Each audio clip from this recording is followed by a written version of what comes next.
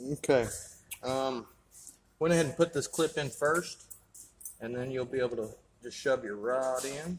You'll be able to. It'll clip down in there. Don't try to put that in. You'll break your tabs off your deal. So we've got that line hooked up. That line's hooked up.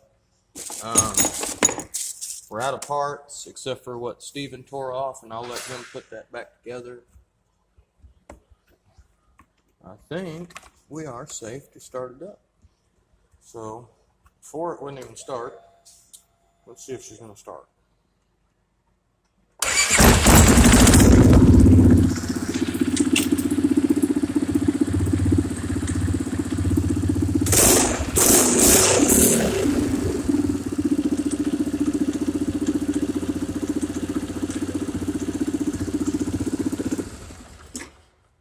I'd say it's running. She's got some banging in there though, whatever that is.